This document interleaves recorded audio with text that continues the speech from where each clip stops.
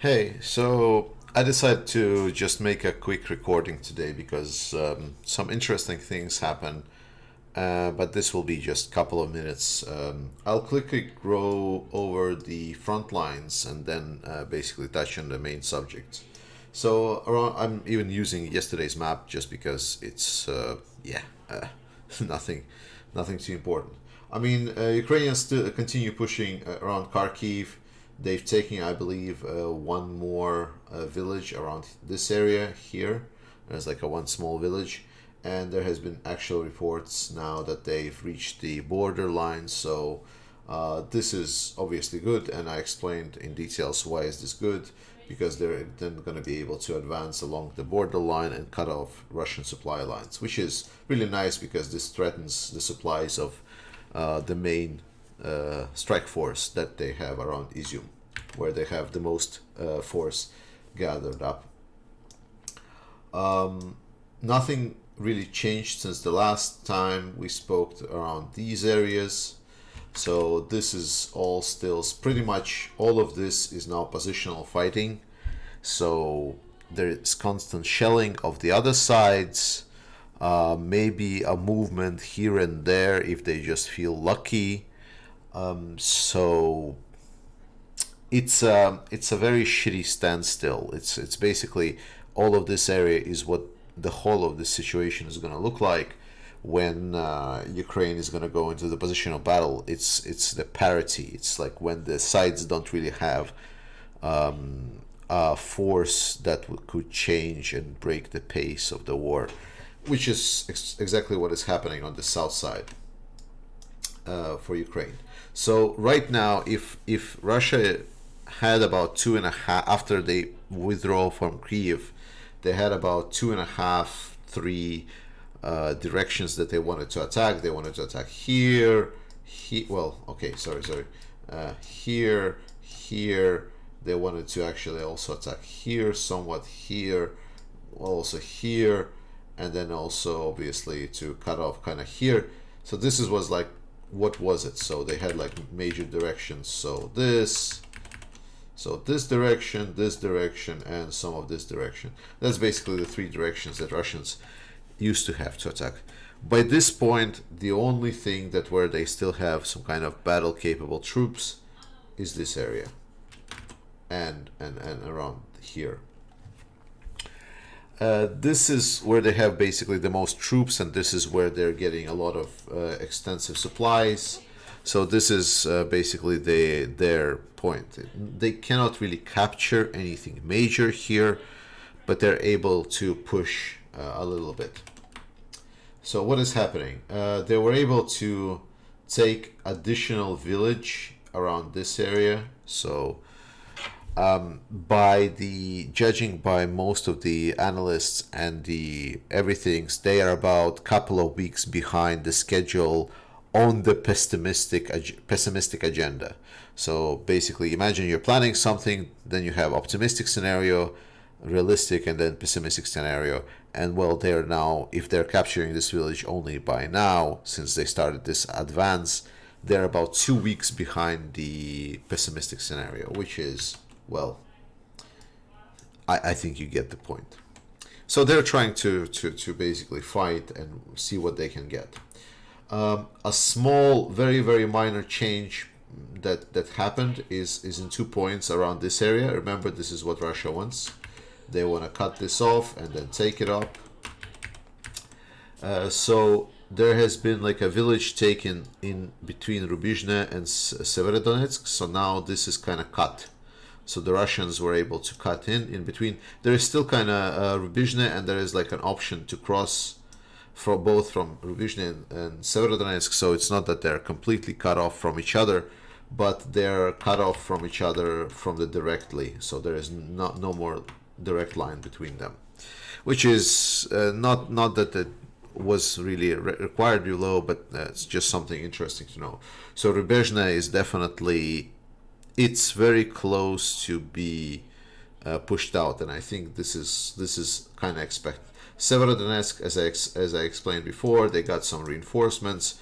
So it seems that the Severodonetsk is still going to be standing, but the Rubezhne, most probably we might see it fall. It's going to depend on the Ukrainians.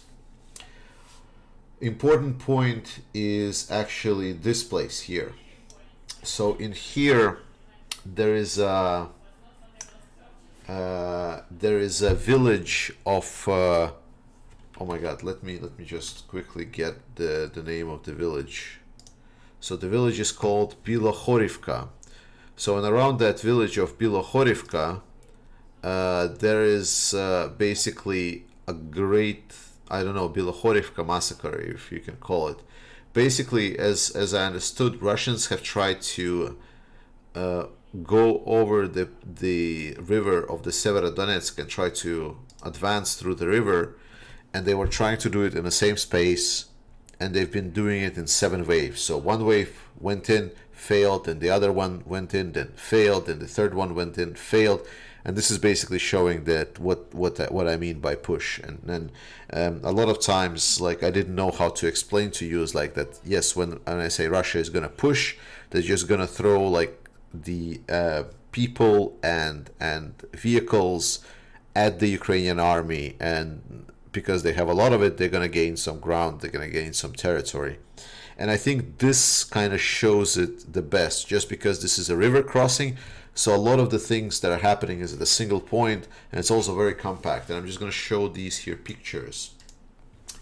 So these pictures, people have counted that there's around like 50 to 60 different vehicles and burned, like, you know, all the different things like tanks and BTRs and whatnot. So and this kind of paints the whole picture. So there might be about 1,000 dead people around here laying somewhere in those those vehicles or whatever.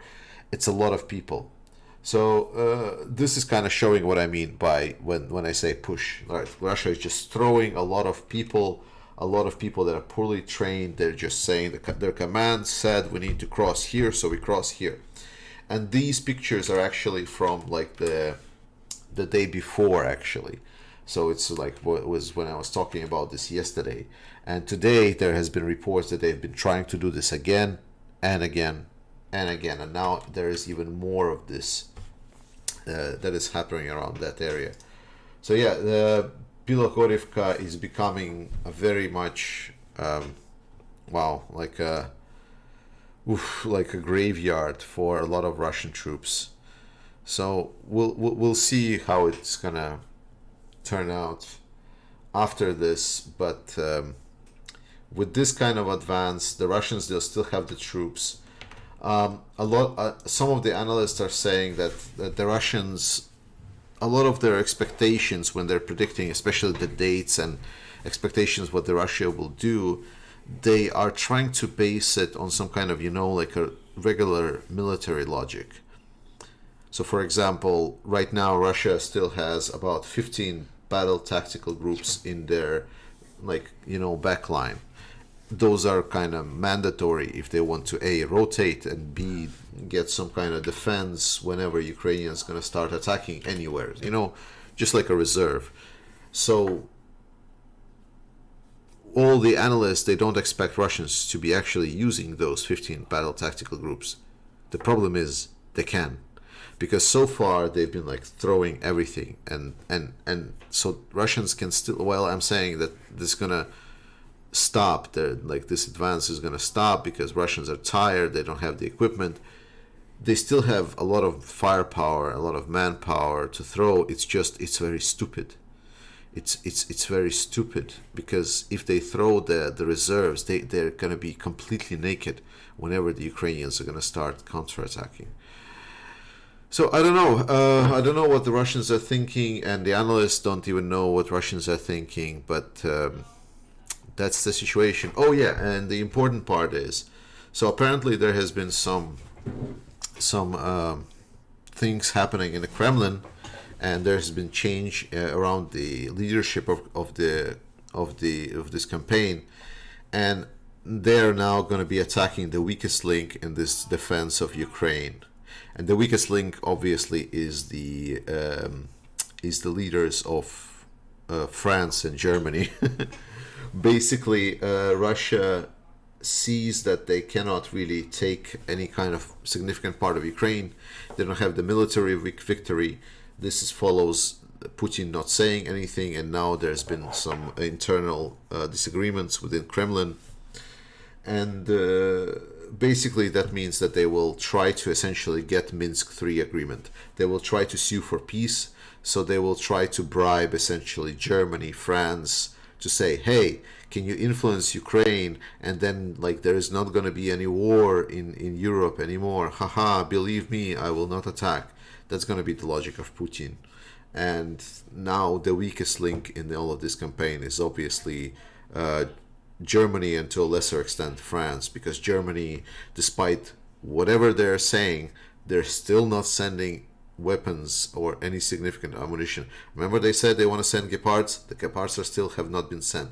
Remember they said they're going to send some heavy equipment? The heavy equipment still have not been sent. It seems that there is consensus that Germany wants to help Ukraine, but there also seems that there is a very strong lobby in the Germany, either for some kind of a weird peace talks with Russia, or basically a continuation of the appeasement policy that they used before the war. It is still not clicking with a lot of EU leaders that the Putin is a bloody dictator and a war criminal, so they still want to call him instead of calling Zelensky and ask him what Ukraine needs as a country that's been attacked as the victim of this bloody war.